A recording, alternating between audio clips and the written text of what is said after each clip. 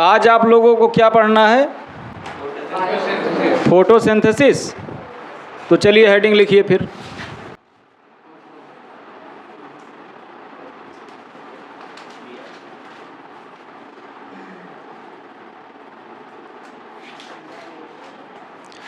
सभी बच्चे photosynthesis heading लिखिए।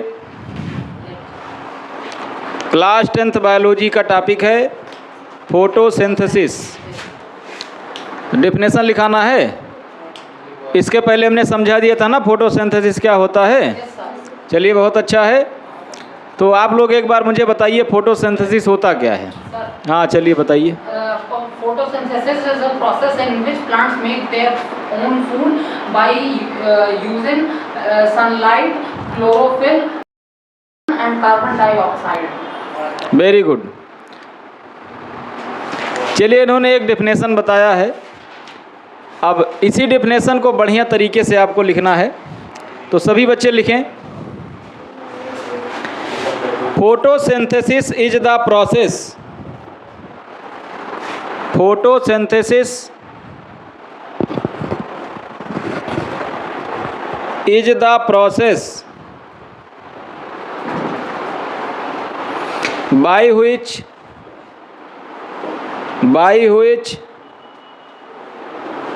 green plants green G by which green plants make their food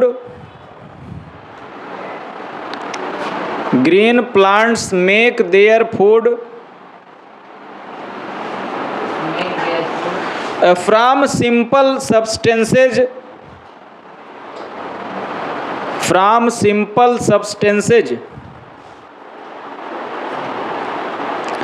like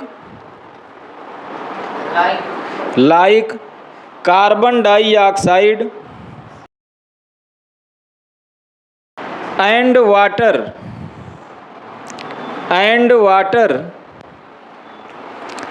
in the presence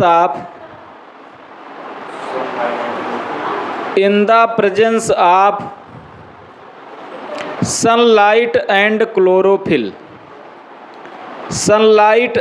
chlorophyll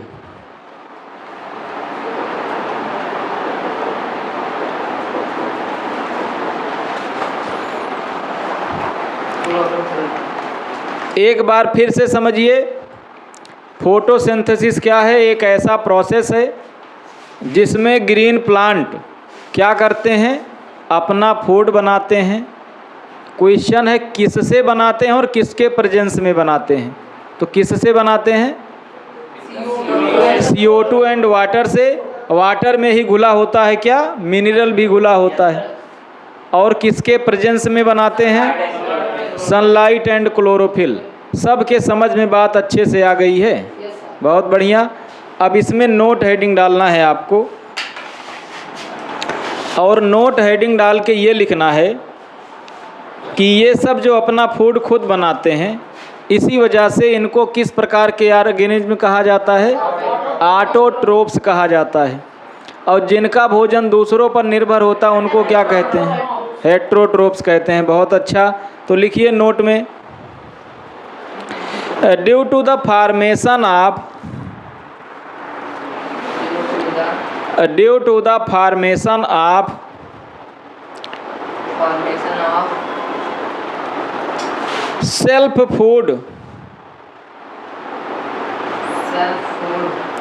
self food comma लगाइए। Green plants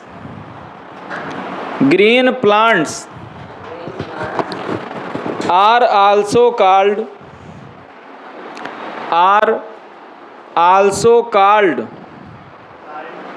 autotrophs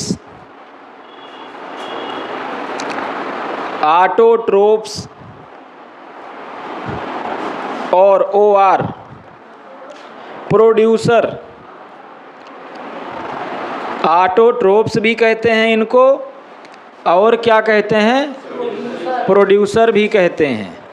कारण ये है sunlight जो अर्थ पे गिरता है उससे फूड का स्टार्टिंग कौन करता है? फूड बनाने की स्टार्टिंग ग्रीन प्लांट करते हैं, और यही फूड बाद में और ऑर्गेनिज्म खाते हैं और सबका जीवन यापन चलता है। लेकिन पहली बार कौन बनाता है? यही बनाते हैं, इसीलिए इनको क्या कहते हैं? प्रोड्यूसर। बाकी अदर लोग को क्या कहते हैं? कंज्यूमर कहते हैं, क्योंकि वो लोग बनाते नहीं हैं। अब आप कहेंगे सर आप क्या बोल रहे हैं, खाना तो मम्मी बनाती ही हैं। भैया खाना बनाती तो हैं, लेकिन अगर ग्रीन प्लांट से ना मिलता तो ना बना पाती। समझ पाए कि नहीं? अगर ग्रीन प्लांट ना होता, वो खाना ना बनाया होता, फूड ना प्रोड्यूस किया होता, तो धरती का कोई ऑर्गेनिज्म जीवित नहीं होता। तो ये डीप में आगे पढ़ेंगे, अभी आगे चलते हैं और इसी को ध्यान से समझिए। फोटोसिंथेसिस को फिगर के द्वारा सभी बच्चे समझें ध्यान से। यहाँ पे हम एक प्लांट ड्रा कर रहे हैं।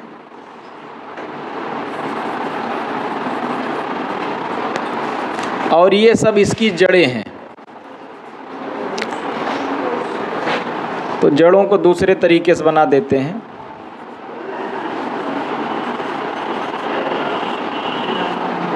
अब सभी लोग ध्यान दीजिए। और इसमें बहुत सारी क्या निकली हैं? टहनियाँ निकली हैं। और इसमें बहुत सारे क्या हैं? पत्तियाँ हैं।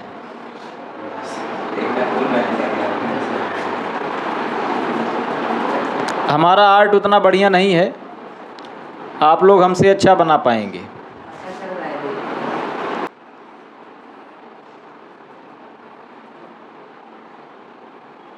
हम बनाते हैं आदमी बन जाता है भूत। तो अब सभी बच्चे ध्यान से देखें।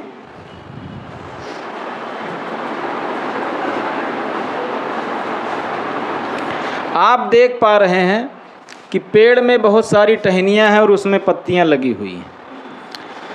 तो ये लोग कहाँ से क्या लेते हैं? तो ये है भैया सन। तो सन से इन्होंने क्या लिया? सनलाइट लिया। यहाँ से मिल रहा है सनलाइट। और इसके अलावा एटमॉस्फेयर में और क्या प्रेजेंट है? CO2। और नीचे से क्या जा रहा है? H2। और इसी में क्या घुला हुआ है? मिनरल्स घुला हुआ है। अच्छा, ये सब जा कहाँ रहे हैं? लीव्स पर जा रहे हैं। अब सभी बच्चे ध्यान दें, इसी वजह से लीव्स को क्या कहते हैं? किचन कहते हैं ग्रीन प्लांट का, क्योंकि खाना यहीं पर बनता है। ये सभी चीज़ें जाके वहाँ इकट्ठा हो रही हैं। अब सबसे बड़ा क्वेश्चन ये है, क्यों इकट्ठा हो रही हैं? आखिर वहाँ ऐसा क्या है? क्लोरोफिल की वजह से। क्योंकि अभी आपने डिफिनेशन में लिखा था कि in the presence of sunlight and chlorophyll. जब तक ये 5 चीज़ें नहीं रहेंगी तब तक फोटोसिंथेसिस नहीं हो पाएगा। पहला चीज़ क्या है? CO2 है। दूसरा है H2O। तीसरा क्या है? सनलाइट है। और चौथा क्या है? क्लोरोफिल है। पांचवा मिनरल। और पांचवा जो है ये जल के साथ घुला हुआ है, क्या है? मिनरल है। तो जब तक ये 5 चीज़ें नहीं इकट्ठा होंगी तब तक फोटोसिंथेसिस नहीं हो पाएगा। अब आप लोगों के माइंड में सबसे बड़ा क्वेश्चन ये उठ रहा होगा, सर H2O जड़ के जरिए जा तो रहा है, लेकिन पत्ती तक पहुँचेगा कैसे? तो एक बात मैं आपको बता दूं कि पेड़ों के पास 2 प्रकार के ट्रांसपोर्ट विसल होते हैं, एक जाइलम दूसरा फ्लोएम। जाइलम से कौन जाता है? ट्रिक इसका याद कर लीजिए, जाइलम से जल और फ्लोएम से फल। तो जाइलम से कौन जाता है ऊपर? ये कौन सी नली है प्यारे बच्चों? ये है जाइलम। जाइलम के जरिए क्या जाता है? वाटर ट्रांसपोर्ट होता है। और इसी में क्या घुला हुआ है? इसी में मिनरल घुला हुआ है। ये किधर जा रहा है? ऊपर की तरफ जा रहा है। तो ये फिगर सब लोग बना लीजिए। नोट के बाद हाँ, नोट के बाद ये डायग्राम आप बना लीजिए, इससे अच्छे से आप समझ पा रहे होंगे।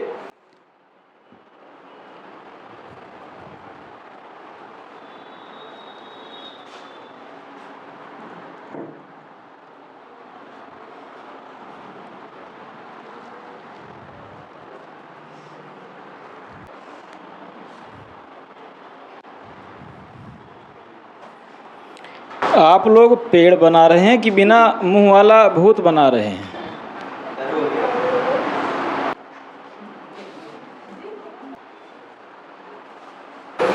सभी लोग बना लिए होंगे, तो आगे बढ़ा जाए फिर। चलिए, बहुत अच्छा है। अब ध्यान दीजिए इधर, हेडिंग लिखिए occurrence of photosynthesis. Occurrence OCCURANCE, occurrence of photosynthesis. Occurrence यहाँ लिख दे रहे हैं OCCURANCE, अकरेंस ऑफ फोटोसिंथेसिस, ये लिखा हुआ है। हेडिंग यहाँ पर लिखा हुआ है।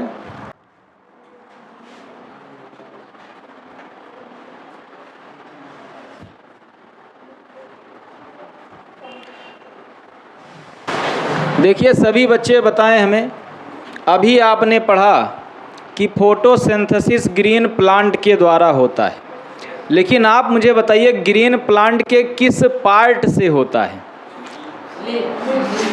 तो चलिए अब डिटेल में समझिए। यहाँ फोटोसिंथेसिस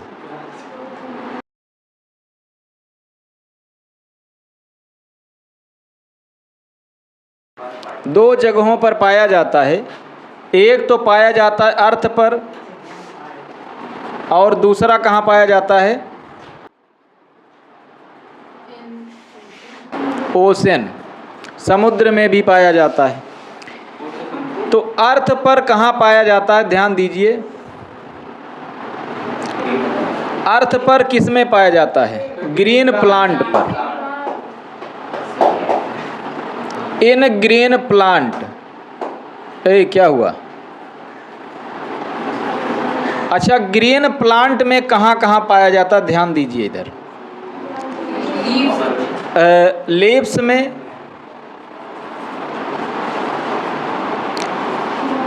या यहाँ ग्रीन लीव्स लिखिए आप।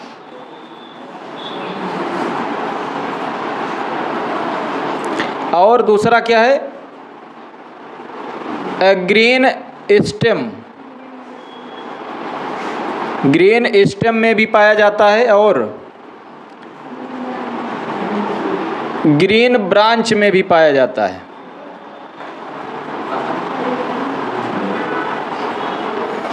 तो ग्रीन प्लांट में कहाँ कहाँ पाया जाता है? ग्रीन लीव्स, ग्रीन स्टेम और ग्रीन ब्रांचेज, तीनों जगह फोटोसिंथेसिस पाया जाता है। अब आइए ओशन में। ओशन में प्यारे बच्चों, जो आप जानते हैं एल्गी, तो एल्गी सही है। एक नाम मैं और बता रहा हूँ, नाम सुनिए पहले, फाइटोप्लांक्टन। फाइटोप्लांक्टन, इसको हिंदी में कहते हैं पादप लवक। और क्या है? Algae, GAE। तो आप सभी यहाँ ध्यान दीजिए, फोटोसिंथेसिस कहाँ कहाँ पाया जाता है? धरती पर भी पाया जाता है और समुद्र में भी पाया जाता है। धरती पर किस में पाया जाता है? ग्रीन प्लांट में पाया जाता है। और ग्रीन प्लांट का कौन कौन सा पार्ट फोटोसिंथेसिस करता है? लीव्स भी करता है, स्टेम भी करता है, ब्रांचेज भी करते हैं। बस कंडीशन ये क्या होने चाहिए? ग्रीन होने चाहिए। ग्रीन होगा तभी वहाँ पे क्या मिलेगा? क्लोरोफिल मिलेगा। भाई ये माइंड में होगा आपके इन तीनों पर। क्यों? क्योंकि भैया ग्रीन में ही क्लोरोफिल पाया जाएगा। अच्छा, यहाँ देखिए ओशन में कौन करता है? एल्गी फेमस ही है। फाइटोप्लैंक्टन एक नया नाम आप जान लीजिए, इसको कहते हैं पादप लवक। ये समुद्र में पाए जाते हैं और इन्हीं को खाकर जब ये फोटोसिंथेसिस करते हैं, अपना ग्रोथ करते हैं, तो इन्हीं को आहार बना के जो वहाँ जीव जंतु रहते हैं, ऑर्गेनिज्म रहते हैं, वो अपना भोजन प्राप्त करते हैं। मतलब वहाँ पर भी ये प्राइमरी प्रोड्यूसर के रूप में काम कर रहे हैं और धरती पर भी प्राइमरी प्रोड्यूसर के रूप में काम कर रहे हैं। समझ गए कि नहीं समझ गए? चलिए यहाँ तक पहुँचिए, इसके बाद आगे बढ़ते हैं। हेडिंग डालिए, रिएक्शन ऑफ फोटोसिंथेसिस। इसको कहते हैं जल राशि। ये है स्थल और ये है जल। अब इसमें सब आ गए, ओशन भी और सी भी। Yes sir. अरे ठीक है, जल है, वो थल है या स्थल है, क्या दिक्कत है? तो चलिए आगे लिखिए, रिएक्शन ऑफ फोटोसिंथेसिस। अब इम्पॉर्टेंट लिख लीजिए इसको, बहुत इम्पॉर्टेंट है ये, एग्जाम में पूछा जाना ही है, कट नहीं सकता, जान लीजिए। अक्सर इसका रिएक्शन पूछ लेता है। सर बुक में दिया गया। हाँ ठीक ठीक। तो सबसे पहले आपको हम बताते हैं,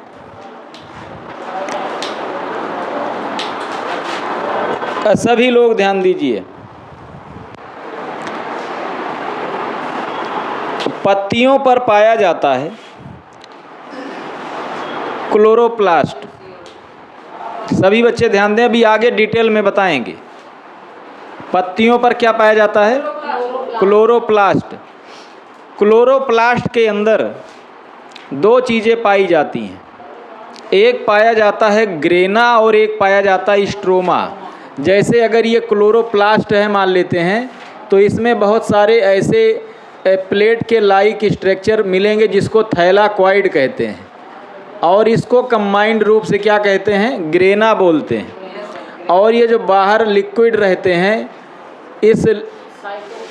इसको कहते हैं स्ट्रोमा। लिक्विड क्या, एक द्रव्य भरा होता है, सब्सटेंस भरा होता है, इसको क्या कहते हैं? स्ट्रोमा कहते हैं। और इनको क्या कहते हैं? इसको कहते हैं ग्रेना। ग्रेना में पाया जाता है भैया क्लोरोफिल, समझ पा रहे हैं? और यहीं पर होता है light phase reaction. Light phase reaction का मतलब ये लाइट को कैप्चर करने का काम करते हैं। जब कैप्चर करेंगे तभी जो है इनके अंदर फोटोसिंथेसिस का प्रोसेस शुरू हो पाएगा। तो शुरू यहाँ होता है, ख़त्म यहाँ होता है। तो इसी बात को ध्यान से समझिएगा। अभी ये फिगर बहुत बढ़िया से बाद में बताएंगे हम, अभी केवल रिएक्शन बता रहे हैं, हमारा पर्पज़ केवल रिएक्शन बताने का है। तो आपको पहला हेडिंग डालना है light phase reaction. Light phase reaction. और ये कहाँ पाया जाएगा लाइट फेज रिएक्शन? इन ग्रेना। ग्रेना में पाया जाएगा। और लाइट फेज रिएक्शन क्या है, सभी बच्चे ध्यान से देखें। जो H2O होता है वो दो पार्ट में टूटता है। और कितना H2O रहता है? 12 H2O रहता है। जब इस पर सनलाइट गिरती है तो ये दो पार्ट में टूटता है। किस में टूटता है? ध्यान दीजिए, यहाँ देखिए कितना O है, 12 O है कि नहीं है? तो 12 O को 6 O2 लिखा जा सकता है कि नहीं? 6 O2 में टूट गया। और ध्यान दीजिए हाइड्रोजन कितना बना? हाइड्रोजन बनेगा भैया H+ के रूप में, H+ के रूप में बनेगा। और कितना बनेगा? 24H बनेगा। देखिए वहाँ देख पा रहे हैं कि नहीं? 12 दूनाई 24 हुआ कि नहीं हुआ? हुआ। अब भैया 12 और 24+ अगर यहाँ क्रिएट हुआ है तो 24 माइनस भी होगा। किस रूप में होगा? तो ये होगा भैया इलेक्ट्रॉन के रूप में। तो सभी बच्चे ध्यान से देखें, ग्रेना में लाइट फेज रिएक्शन होगा जिसमें H2O टूटेगा दो पार्ट में, ऑक्सीजन बनाएगा और हाइड्रोजन, इसको कहते हैं हाइड्रोजन आयन बनाएगा, और 24 इलेक्ट्रॉन अलग होगा। तो सभी इतनी बात समझ गए कि नहीं समझ गए? चलिए अब इसके बाद देखिए डार्क फेज रिएक्शन।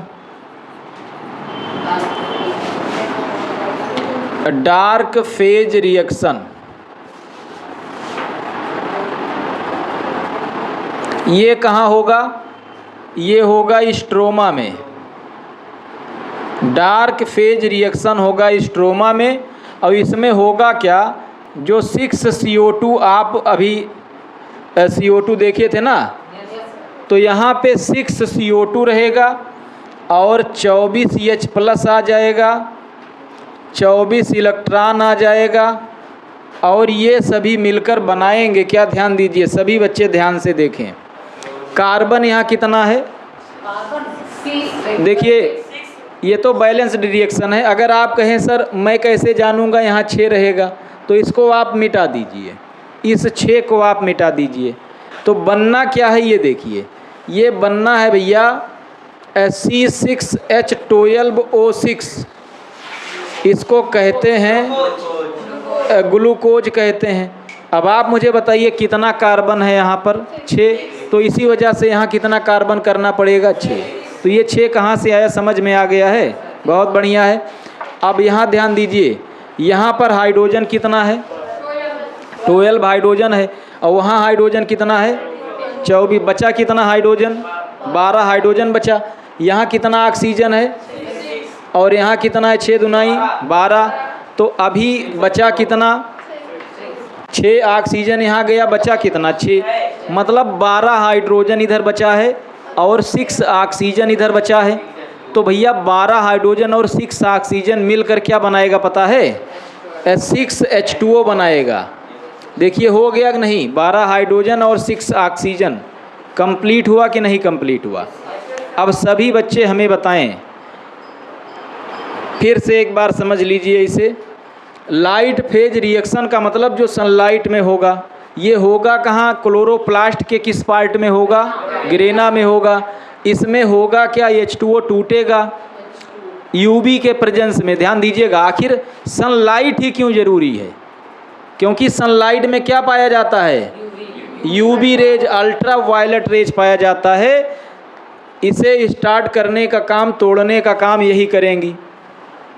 तो यहाँ पे 6O2 बना और 24 हाइड्रोजन बना और 24 इलेक्ट्रॉन बना और ये पूरा का पूरा उठ के यहाँ चला आया और इसने CO2 से रिएक्शन करके ग्लूकोज बना लिया और वाटर बना लिया। अब यहाँ ध्यान दीजिए भैया, अगर मैं आपसे कहूँ कि क्या ये H2O यहीं से अलग हुआ है? नहीं, अभी मैं आपको बता रहा हूँ। तो आप करिए कि आप लिखिए नेट रिएक्शन। सभी बच्चे क्या लिखेंगे अब? Net reaction.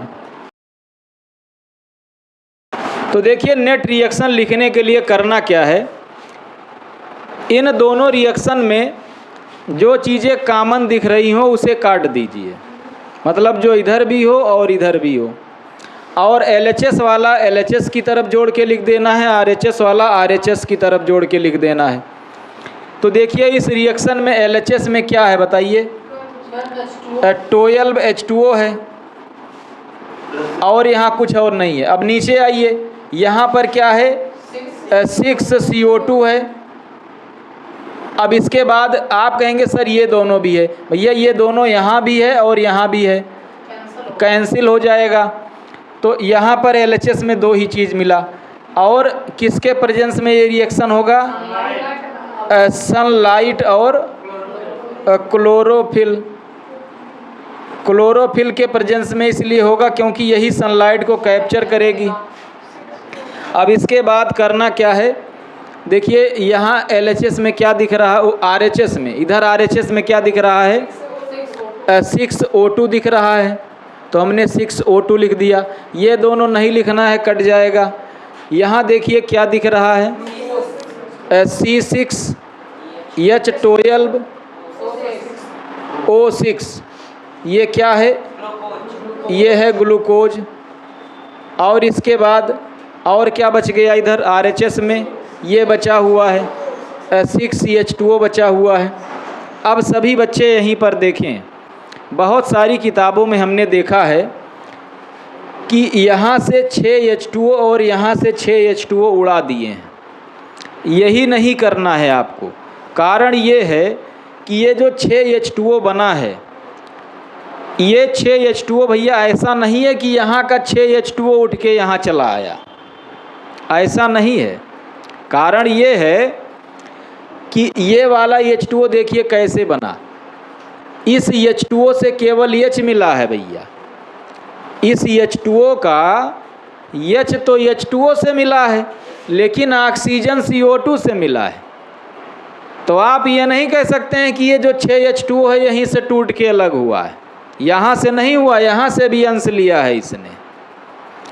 अगर थोड़ा डीप में चलें, जो कंपटीशन में क्वेश्चन पूछे जाते हैं वो पूछे ये जाते हैं कि ऑक्सीजन जो बनता है ये किस कंपाउंड के टूटने से बनता है।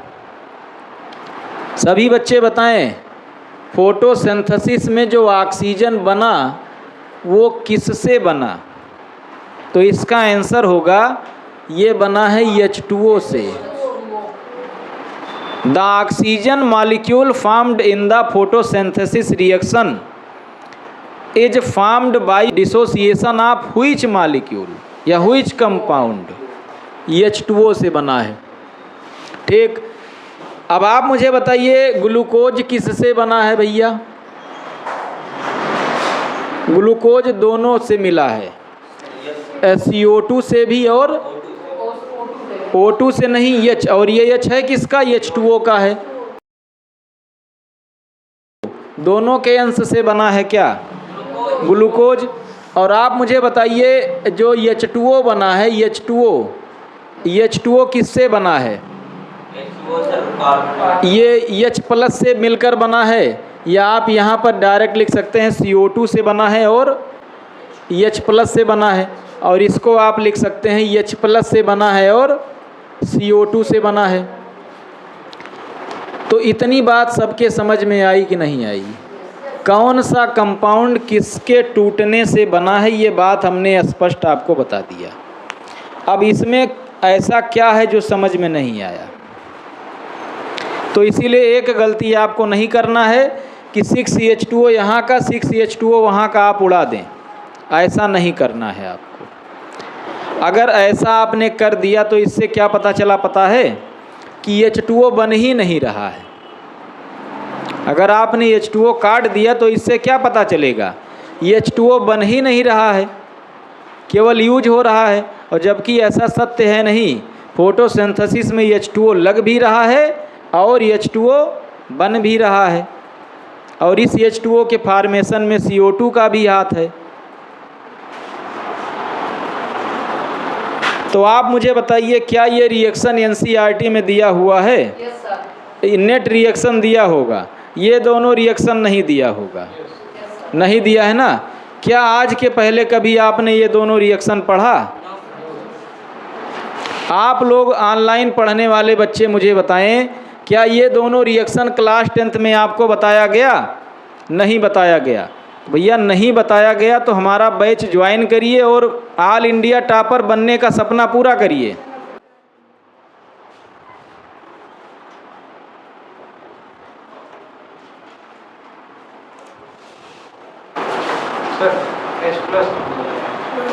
H+ बालक हाइड्रोजन आयन है। ये आगे क्लास 10th में ही आपको केमिस्ट्री में पढ़ाया जाएगा। इसको कहते हैं हाइड्रोजन आयन। जब केमिस्ट्री आपको पढ़ाएंगे तो हम H+ से कहानी नहीं बताएंगे, आयन क्या होता है यहाँ से शुरू करेंगे। आयन होता क्या है, आयन बनता कैसे है, पॉजिटिव आयन कैसे बनता है, निगेटिव आयन कैसे बनता है, एक एक चीज़। मतलब ऐसे बच्चे जो केमिस्ट्री का C नहीं जानते हैं वो भी अच्छे से केमिस्ट्री समझेंगे।